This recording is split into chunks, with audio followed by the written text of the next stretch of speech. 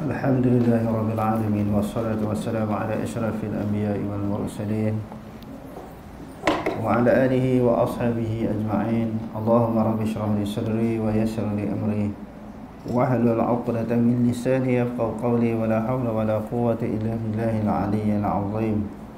Allahumma la sahla illa ma ja'altahu sahla wa anta taj'alul husna in syi'ta sahla.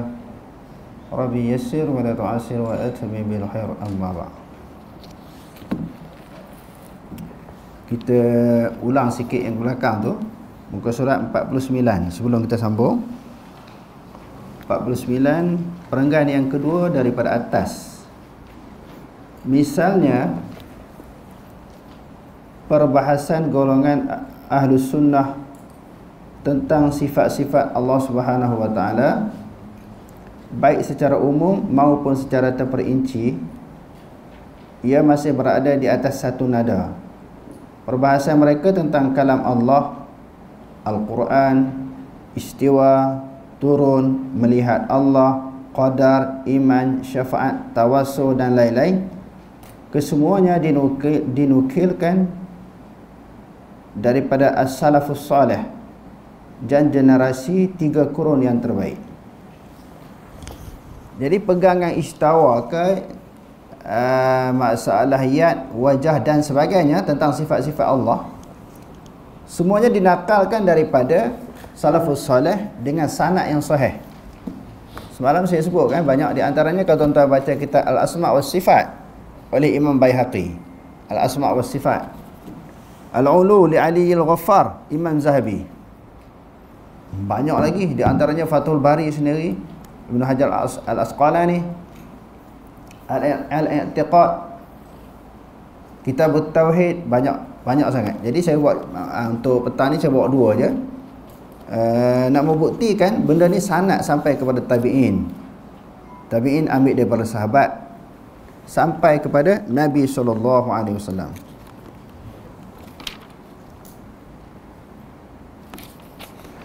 Di antaranya bab masalah tangan. Allah Subhanahu wa taala memiliki 2 sifat tangan. Bukan anggota tangan, bukan jarihah, bukan a'dha', tetapi sifat tangan. Jadi Imam Baihaqi mengemukakan riwayat, dibawa sekali dengan sanad dia, akhbarana Abu Abdillah al-Hafiz, haddatsana Abu Abdillah Muhammad bin Ya'qub, haddatsana Ibrahim bin Abdillah As-Sa'di, akhbarana Muhammad bin Ubaidillah Ibnu Ubaidi At-Tanafis, haddatsana Abu Al-Hayyad At-Taimi an Abi Zur'ata an Abi Hurairah qala utiya Rasulullah sallallahu alaihi wasallam yauman. Abu Hurairah kata, diberi Rasulullah sallallahu alaihi wasallam pada suatu hari bilahmin, seketul daging, fadufi'a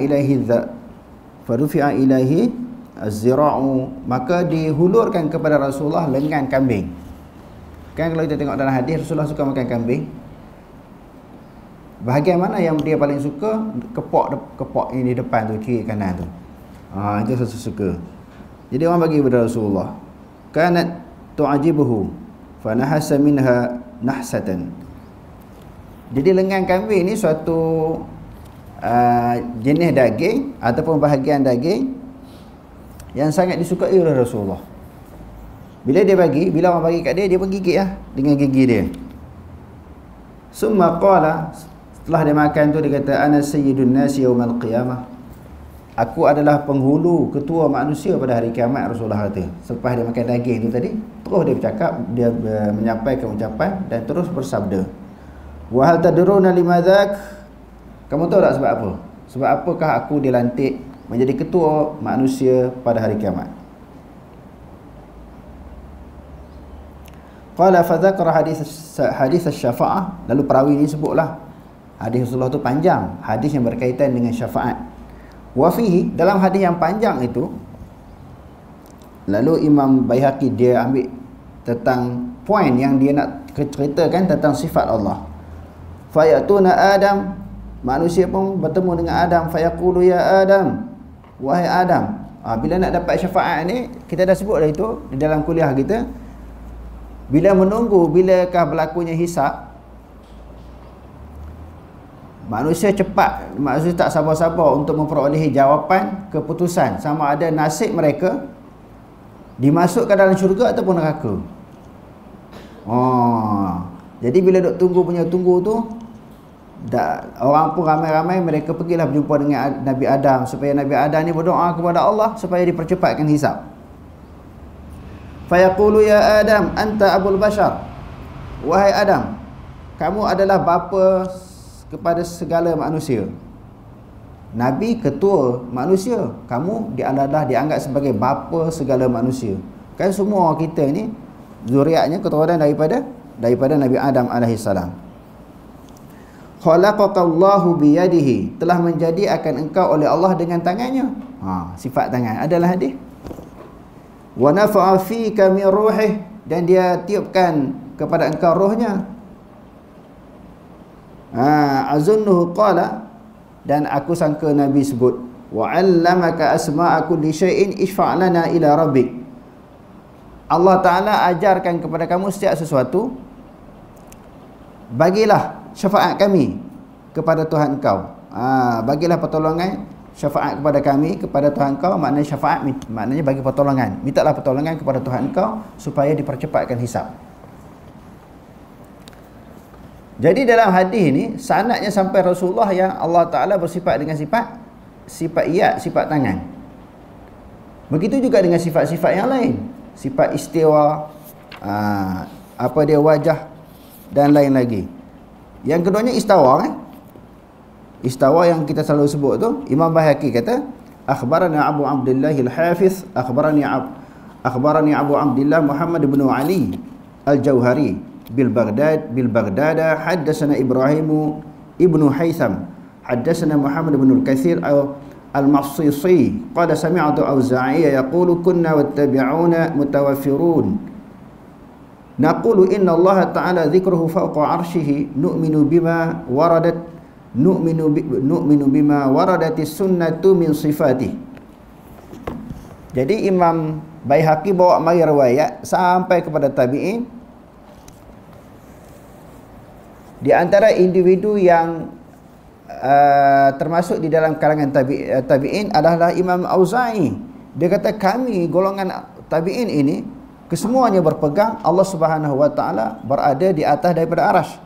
Kami beriman dengan apa yang datang daripada sunnah tentang sifat-sifat Allah. Maknanya sanad tu sampai Rasulullah. Orang yang berpegang kepada akidah salaf ni, contohnya orang sekarang ni, bila dia belajar, dia mengkaji, dia mengaji, dia faham akidah salaf ni adalah akidah yang paling tepat, yang paling betul. Tidak ada syak, zan, waham. Lalu pegangan dia itu jadi kuat, jadi kukuh kerana sandarannya sampai kepada Rasulullah. Maknanya sanad itu tidak terputus. Adapun lain daripada akidah salaf, dia tak sampai Rasulullah. Contohnya kita cerita semalam, sanad yang menceritakan Allah Ta'ala tu tak bertempat sampai Rasulullah tak? Rasulullah tak bertempat, tak sampai Rasulullah. Tak sampai kepada Rasulullah, tabi'in pun tak sampai. Jadi ada pun akidah salaf ni sampai kepada Rasulullah. Jadi untunglah orang yang berpegang dengan akidah salaf. Okey, sambung muka surat apa? Ha? 52. Okey, sambung. Mereka menamakan perbuatan mereka itu sebagai membersihkan Allah daripada sifat yang kononnya dikatakan menyerupai makhluk. Okey, terus. Mereka menjadikan nas sebagai perkara yang dinilai dan bukan sebagai perkara yang menilai. Akan dijadikan sebagai asas ilmu di sisi mereka, manakala Al-Quran dan As-Sunnah hanyalah ikutan sahaja. Perkara yang diterima akan dijadikan sebagai perkara asas yang pertama. Bagi golongan ini, setiap nas yang berbau penyerupaan sifat Allah Subhanahu wa taala dengan sifat makhluk perlu ditakwilkan atau ditauhidkan bagi membersihkan sifat Allah daripada kelihatan menyerupai dengan sifat-sifat makhluk. Okey. Kita selalu dengar tentang bid'ah di sudut ibadat, bid'ah di sudut amalan. sesuatu amalan yang Nabi tak buat, sesuatu ibadat yang Nabi tak buat, sama ada sembahyang yang orang cipta, Nabi tak pernah buat sembahyang tu. Macam sembahyang apa? Sembahyang hadiah kepada mayat tu tak ada. Sembahyang sunat nisfu Sya'ban tak ada. Sembahyang sunat Lailatul Qadar tak ada. Jenis-jenis sembahyang yang dibuat oleh manusia untuk menceritakan tentang kelebihan malam-malam yang tertentu. Kalau ada hadis, okeylah. Ni tak ada hadis, yang saya sebut ni yang tak ada hadis. Sunat apa lagi? Sunat nikah, pas kahwin. Tok Qadi kata, pergi kahwin ni sembahyang sunat nikah dulu ni, sunat ni jangan tinggal. Rugi kata kalau tak buat, jadi terlepas pahala yang besar. Sebahagian daripada amalan yang tak ada dalil, yang disebut sebagai bid'ah. Yang tu biasa kita dengar. Zikir yang tak ada bid'ah, zikir yang tak diamalkan oleh Nabi, sembahyang yang tak diamalkan oleh Nabi, dan apa-apa sahaja amalan yang tak dilakukan oleh Nabi dan para sahabat yang disebut sebagai bid'ah, yang termasuk di dalam hadis, man ahdatsa fi amrina hadza ma laysa fihi fahuwa raddun. Sesiapa yang mengadakan sesuatu yang baru dalam urusan kita, dalam urusan agama kita, yakni agama Islam, maka ia ditolak.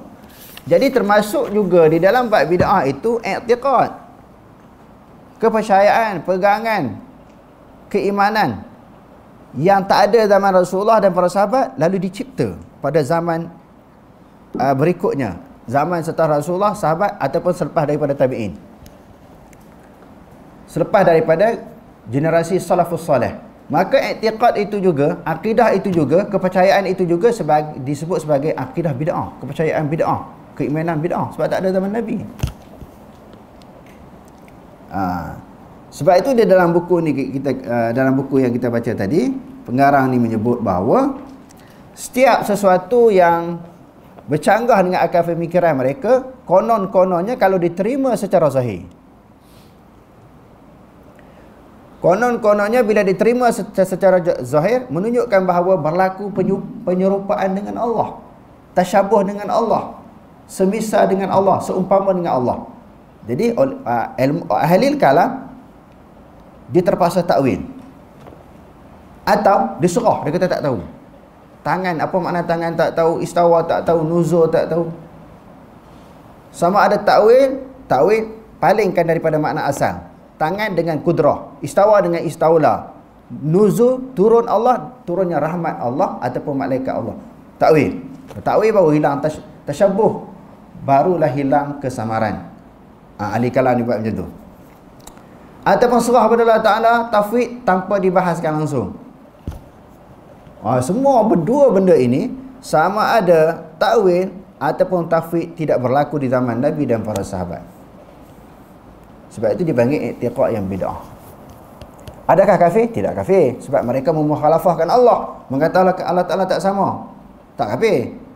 Cuma kita kata benda tu tak ada. Tak ada tu bid'ah lah. Bukan kita kata kafir ataupun sesat. Tak sesat. Cuma tak selari dengan apa yang dipegang oleh golongan salaf. Jadi selain daripada masalah ibadat, bab akidah juga ada perkara bid'ah. Benda yang tak pernah dipegang di zaman Nabi dan juga para sahabat. Jadi kalau tafwid ni apa dia? Disebut juga mazhab tajhil, tak tahu apa. Ya, tak tahu apa makna ya. Nuzul tak tahu, istawa tak tahu. Surah kepada Allah. Sedangkan kita dah baca beberapa buah kitab. Durrus Samin. Ini yang tulisan Rumi. Kita dah baca hari itu. Imam Malik kata, kami tahu Allah Ta'ala di atas aras, kami tahu apa makna atas. Tetapi atasnya Allah tak sama dengan atas baharu. Kami tahu apa makna tangan, tetapi tangan Allah tak sama dengan tangan baharu. Boleh disebut dengan nama yang sama. Tangan Allah, tangan ada tangan, makhluk ada tangan. Boleh sebut. Tetapi walaupun maksud tangan di sisi makhluk macam lain, maksud tangan di sisi Allah tu macam lain. Kerana tangan di sisi Allah bukan anggota, dia adalah merupakan sifat tangan. Begitu juga dengan sifat-sifat yang lain. Jadi Imam Malik kata, kami tahu apa makna yad, wajah, makna istawa kami tahu. Jadi kalau tafwid tak tahu, serah kepada Allah tak tahu. Kalau tak tahu macam mana turun Quran? Quran tu diturunkan untuk tahu. Quran diturunkan untuk kita tahu. Tiba-tiba tak tahu. Nabi pun tak tahu, sahabat tak tahu. Hai, berat.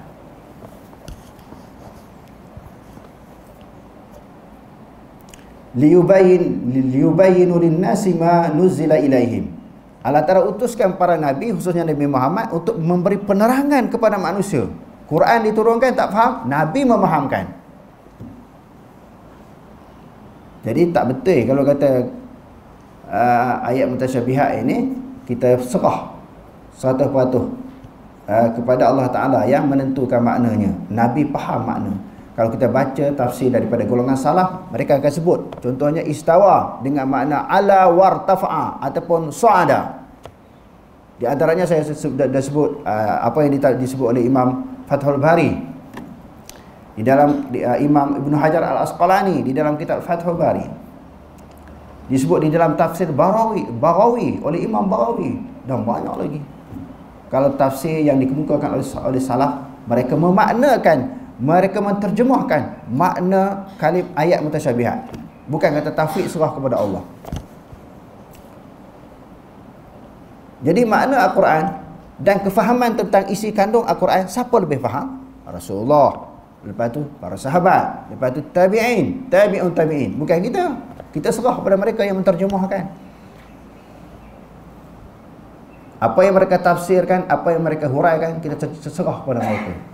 Itu kemahnya pegang kepada akidah salah ni. Dia hujah, dia tak lari. Kalau kita kata silat tu langkah tak ada sumbang, kemah. Susun kat mana pun dia ngundur ke depan tu, kemah. Dia tak ada sumbang. Sumbang tu orang cantas, sumbang tu orang penjatuh kita. Orang boleh masuk, boleh makan kita sebab sumbang. Langkah salah, dia tidak sumbang. Semuanya ada dalil. Okey, terus. Golongan mumathilah mendakwa sifat-sifat Allah menyerupai sifat-sifat makhluk. Di sana ada golongan yang dipanggil golongan mumathilah. Mumathilah ni memisalkan, menyamakan Allah dengan makhluk. Kalau kata tangan Allah sama dengan makhluk. Hak tu yang tak boleh. Kalau kata muka Allah sama dengan makhluk. Yang tu tak boleh. Okey, terus. Seperti ungkapan mereka, tangan Tuhan seperti tanganku, dan pendengaran Allah sama dengan pendengaranku. Maha suci Allah Subhanahu Wa Taala daripada kesemua perkara tersebut. Golongan ahli sunnah beriman dengan kesemua nama dan sifat-sifat Allah Subhanahu Wa Taala yang sabit dalam nas syarak. Mereka menyifatkan Allah berdasarkan apa yang disifatkan Allah Subhanahu Wa Taala untuk dirinya, dan yang disifatkan oleh makhluknya yang paling alim, iaitu Muhammad SAW, tanpa menolak, mentakwil, mengemukakan contoh maupun mengaitkan dengan cara tertentu. Mereka beriman sifat-sifat tersebut merupakan sifat-sifat yang hakiki sesuai dengan firman Allah Subhanahu Wa Taala, laisa kamitslihi syai'un wa huwas samiul basir. Maksudnya, tiada sesuatu pun yang sebanding dengannya, dengan zatnya, sifat-sifatnya dan pentadbirannya, dan dialah yang maha mendengar lagi maha melihat. Jadi golongan salaf,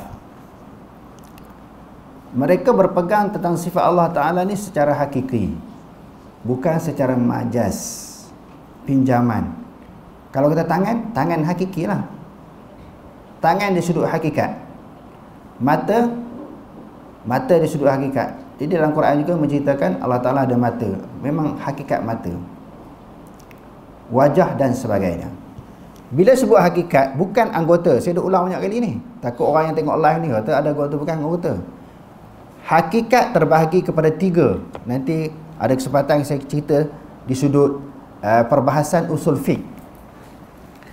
Dia ada hakikat urfi, hakikat lughawi dan hakikat istilahi ataupun hakikat syarak. Bila sebut hakikat, Allah Ta'ala ada tangan di sudut hakikat, ataupun diterjemah dalam bahasa Melayu hakiki kan. Tangan hakiki, mata hakiki, istawa hakiki. Hakikat syarak macam mana? Bukan hakikat manusia. Hakikat manusia tangan, anggota tangan, dia faham lagu tu. Hakikat di sudut syarak terserah kepada Allah. Jadi bila kita serah kepada Allah, hakikat itu di dalam Quran dan hadis, sifat-sifat itu dia bukan menterjemahkan anggota. Tangan, mata, hakikat syarak apa dia? Mata yang sesuai dengan Allah, tangan yang sesuai dengan Allah, wajah yang sesuai dengan Allah, istawa yang sesuai dengan Allah, sesuai ataupun yang selayak dengan Allah. Kalau kita kata terjemah tangan, tak layak dengan Allah tangan. Allah Ta'ala bukan ada anggota. Bila diterjemahkan tangan, anggota tangan, kalau ada orang kata macam tu, tak ada. Kalau ada andai kata tangan mesti dia duduk kepada jisim. Tangan dia tak boleh kata tangan terpisah daripada jisim. Telinga terpisah daripada jisim. Mata terpisah daripada jisim. Tak. Bila kata tangan, dia mesti kalau kita sebut anggota tangan, dia mesti ada kepada tubuh badan jisim. Itulah yang disebut sebagai mujassimah. Anggota tangan dia duduk kepada tubuh badan. Itu yang panggil mujassimah. Adapun golongan salaf, dia tak kata anggota, dia kata sifat. Sebagaimana kita boleh menerima sifat mendengar, sifat melihat, sifat berkata-kata, sifat, kita tak kata mendengar dengan telinga. Allah Ta'ala bukan mendengar dengan telinga. Kalau kita baca di dalam kitab Hujjatullahil Balighah oleh Syah Waliullah, saya pun dah bentang banyak kali dah kitab tu. Dalam jilid, dia ada 2 jilid. Jilid yang pertama tu dia ada sebut, memanglah kita kata manusia mendengar, Allah Ta'ala pun mendengar. Mendengar manusia ada telinga, nak telinga, lubang telinga. Pendengaran Allah Ta'ala bukan dengan anggota telinga. Macam mana? Pendengaran yang sesuai dengan Allah, pendengaran yang layak dengan Allah. Macam mana kita tak tahu? Tu yang kita kata tafwid di sudut kafiat. Makna kita tahu, tapi kafiat macam mana kita tak tahu. Sebab itu Imam Malik kata wal kaifu majhulun. Kafiat tak tahu. Lalu Syah Waliullah sebut lagi, berkata-kata. Allah Ta'ala kan berkata-kata, wa kallamallahu Musa taklima. Allah Ta'ala berkata-kata dengan Nabi Musa dengan sebenar-benar perkataan. Perkataan manusia, ucapan yang dikeluarkan oleh manusia ini, percakapan manusia berdasarkan kepada alat. Dia mesti guna alat. Macam mendengar, guna alat, melihat guna alat. Alatnya adalah mulut. Dalam mulut tu ada gigi, ada lidah, ada anak lidah. Mulut tu mesti berlubang. Kalau tutup macam mana nak keluarkan suara? Maknanya guna alat. Allah Ta'ala bercakap adakah guna alat? Tak. Macam mana? Mukhalafatuhu ta'ala lil hawadi. Bercakap dengan selayak dengannya. Sifat kalam yang layak. Yang layak maknanya yang sesuai lah. Yang sesuai macam mana? Duk tanya lagi. Kita mana pernah tengok Allah Ta'ala bercakap macam mana? Mendengar macam mana? Melihat macam mana? Sebab tu kita kata serah. Serah tu di sudut kafiat. Jadi tak susah nak faham akidah salah ni. Mendengar yang layak, tangan yang layak. Jadi Allah Ta'ala tak suruh bedah siasat. Macam mana ni? Sampai pening kepala, berkedut dari macam mana nak faham mendengar Allah Ta'ala kalau bukan dengan telinga? Dia duk main akal juga. Orang kata serah. Akidah salah ni serah. Tak faham. Dia tak faham serah. Dia nak cari juga, nak congkir juga. Sekarang ni isunya, kita sedang membincangkan zat dan sifat qadim ke ataupun baru? Allah Ta'ala ni tadi. Kita nak bincang tentang zat dan sifat Allah yang bersifat dengan qadim ke ataupun baru? Bila kita kata bersifat qadim, mana kita pernah tahu? Jangan nak fikir dah qadim, kita ni baru. Macam mana, bagaimana mungkin kita boleh tergambar tentang sifat Allah Ta'ala yang qadim sampai memaksa diri kita untuk kita menghurai secara terperinci, mencari jawapan secara terperinci untuk sesuai dengan akal kita? Tak boleh. Nabi tak hurai lagu tu. Nabi nak kenal Allah Ta'ala, apa yang Allah Ta'ala beritahu, okey, terima, okey, terima. Lepas tu pula sahabat pula kan, bila diberitahu kepada mereka, okey, mereka tak tanya. Sebab tu mari zaman tabi'in, dah mula orang nak buat perkara bid'ah dalam bab akidah. Imam Malik tengah mengajar, datang seorang lelaki. Dia kata, Allah Ta'ala sebut Ar-Rahmanu ala arsy istawa. Allah Ta'ala beristiwa di atas arasy. Kaifa istawa? Dibaca ayat tu, Allah Ta'ala istawa atas arasy. Dia tanya Imam Malik, bagaimana Allah Ta'ala istawa? Bagaimana tu tak wujud di zaman Nabi? Soalan bagaimana istawa, bagaimana tangan, bagaimana mata, tak wujud di zaman Nabi dan zaman para sahabat. Tidak wujud. Munculnya bagaimana persoalan ini yang ditimbulkan di zaman tabi'in.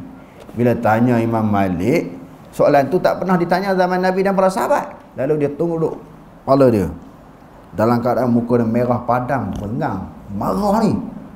Ini soalan bid'ah. Sebab tu saya sebut bid'ah bukan melibatkan syariat hukum fiqh sahaja, dia juga melibatkan masalah akidah.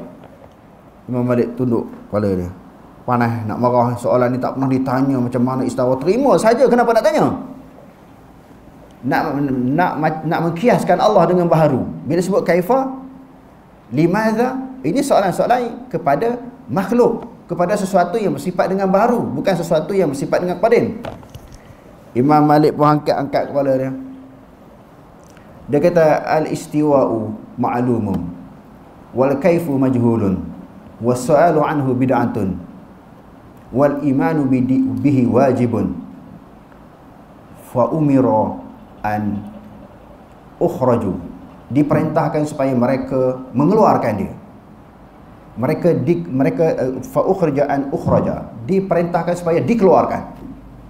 Fa akhrajuhu, lalu mereka usir, buang lelaki yang tanya soalan tadi. Dia kata istawa maklum, diketahui di sudut lughahnya dan di sudut istilahnya. Istawa orang tahu, sesuatu yang berada di atas itu dipanggil istawa. Orang Arab semua faham makna istawa. Wal kaifu majhul, kaifiat bagaimana istawa tidak diketahui. Was su'alu anhu bid'atun, soalan itu bid'ah, tak pernah berlaku zaman Nabi dan para sahabat. Wal imanu bihi wajibun, beriman yang Allah Ta'ala beristiwa di atas arash adalah wajib. Lalu dihalau orang yang tanya soalan tu, tanya soalan bid'ah. Jadi menunjukkan kepada kita bahawa bid'ah ini bukan saja melibatkan masalah syariat, masalah hukum fiqh dan ibadat, dia termasuk juga di dalam i'tiqad. Okey, terus. Golongan ahli sunnah bergantung kepada nas syarak dan mendahulukannya mengatasi akal manusia. Mereka menjadikan akal manusia sebagai wasilah bagi memahami nas syarak dan syarat untuk mengetahui ilmu pengetahuan. Dalam bab qadar dan kadar, golongan ahli sunnah mengambil jalan pertengahan antara golongan qadariyah dengan golongan jabariyah.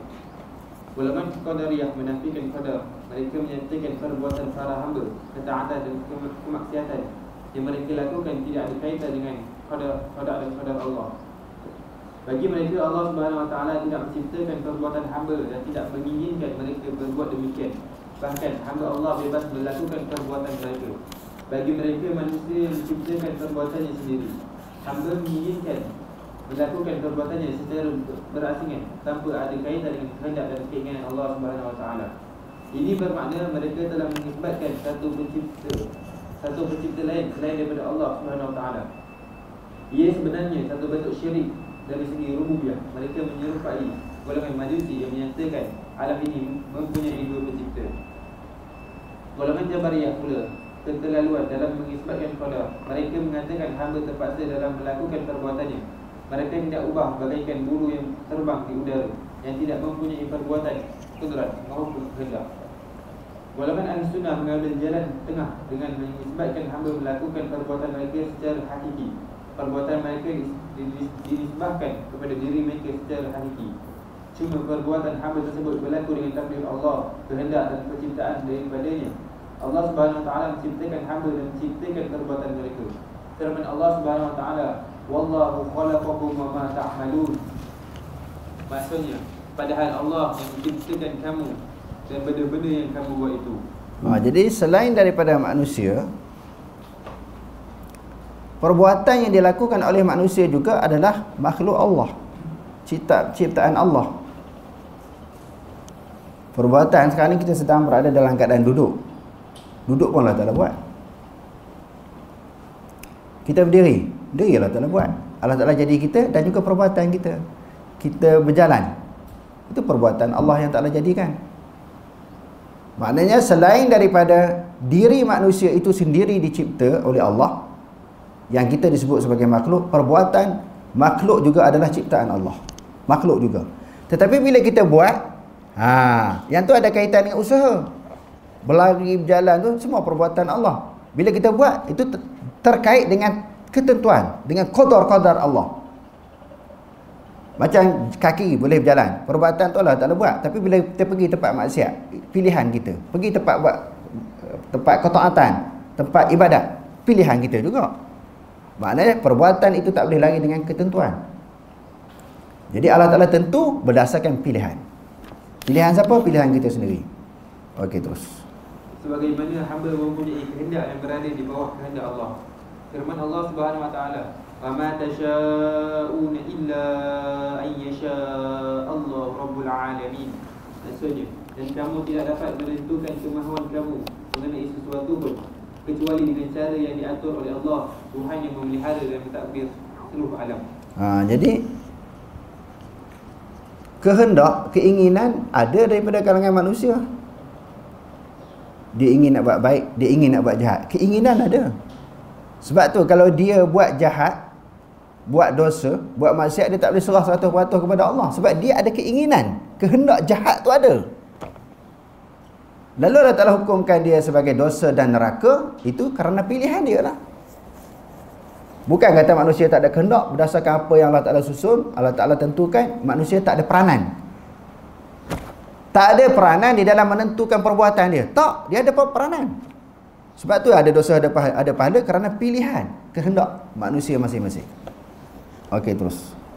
Dalam keadaan begitu, Allah Subhanahu Wa Taala memerintahkan para hamba mentaatinya dan mentaati Rasulnya dan menegah mereka daripada melakukan kemaksiatan kepada mereka.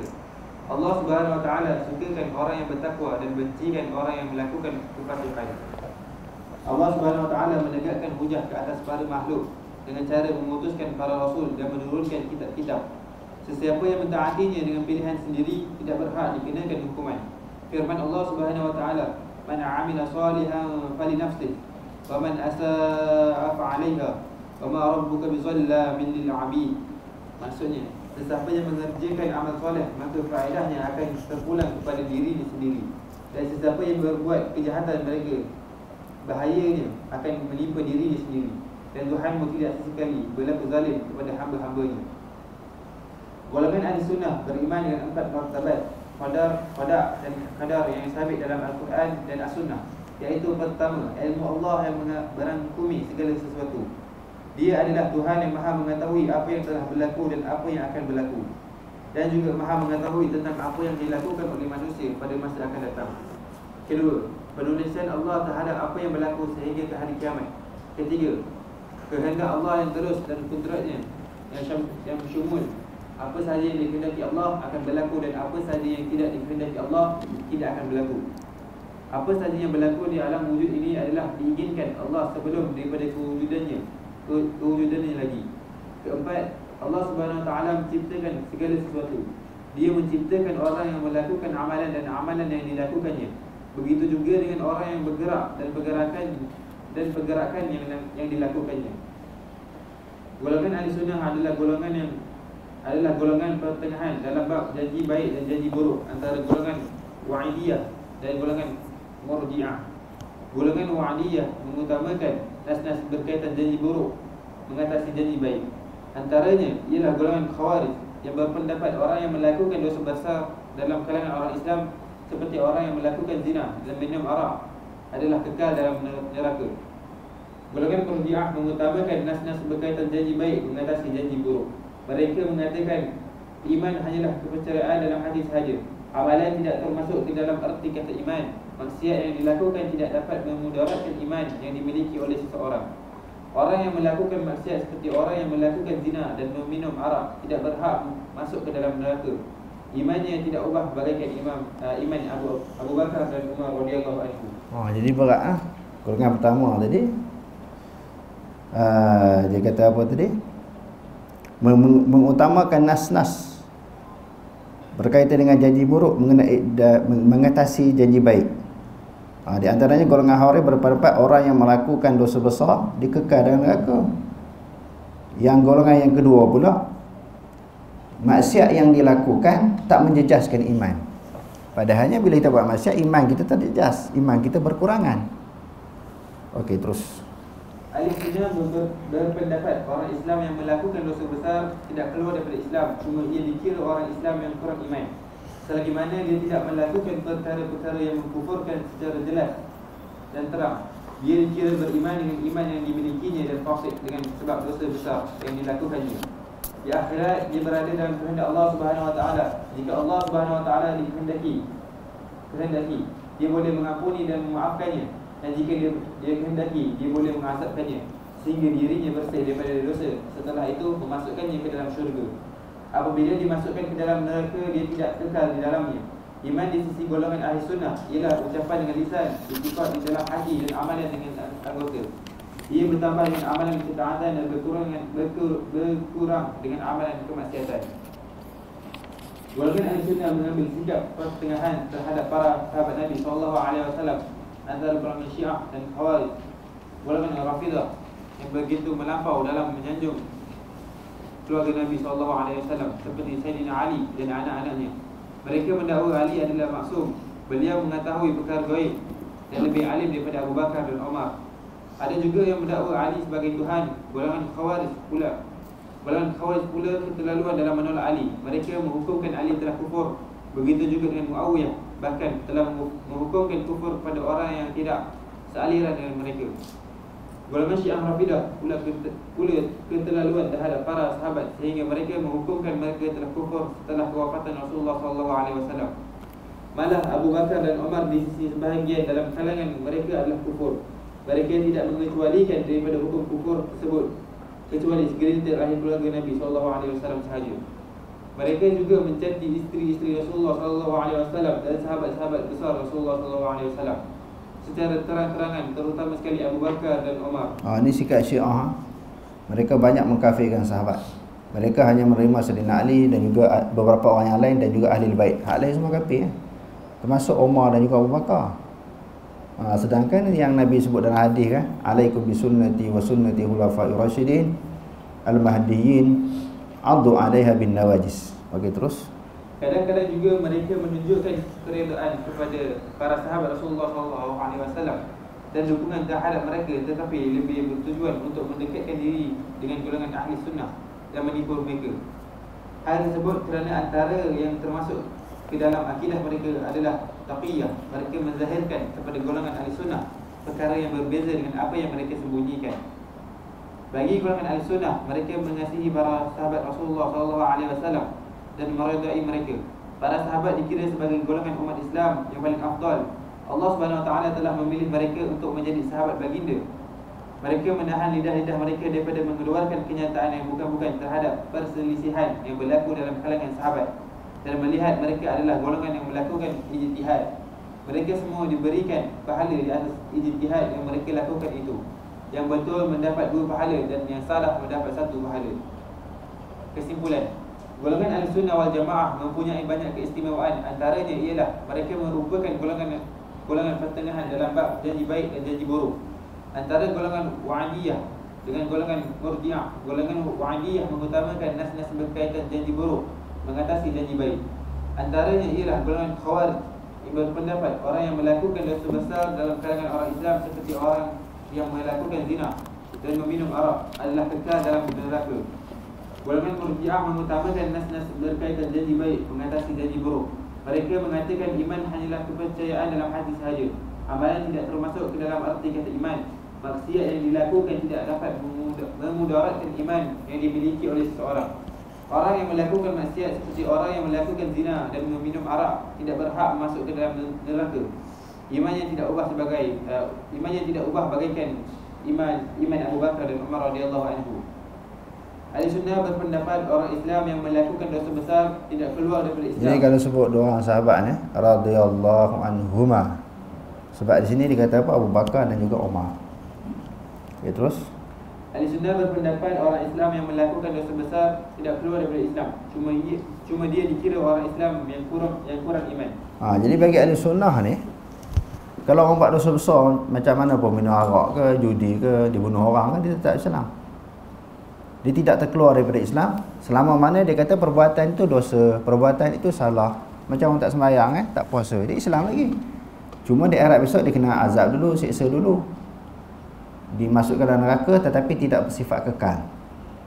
Jadi itu pegangan ahli sunnah wal jamaah. Okey, terus. Selagi mana dia tidak melakukan perkara-perkara yang mengkufurkan secara jelas dan terang, dia dikira beriman dengan iman yang dimilikinya dan fasik dengan sebab dosa besar yang dilakukannya. Di akhirat dia berada dalam kehendak Allah Subhanahu Wa Taala. Jika Allah Subhanahu Wa Taala dikehendaki, dia boleh mengampuni dan memaafkannya, dan jika dia dikehendaki, dia boleh mengazabkannya sehingga dirinya bersih daripada dosa. Setelah itu memasukkannya ke dalam syurga. Apabila dimasukkan ke dalam neraka, dia tidak kekal di dalamnya. Iman di sisi golongan ahli sunnah ialah ucapan dengan lisan, i'tiqad di dalam hati, dan amalan dengan anggota. Ia bertambah dengan amalan ketaatan dan berkurang dengan amalan kemaksiatan. Wallahu a'lam. Aqulu qawli hadza wa astaghfirullah al-'azim li wa lakum. Assalamualaikum warahmatullahi taala wabarakatuh.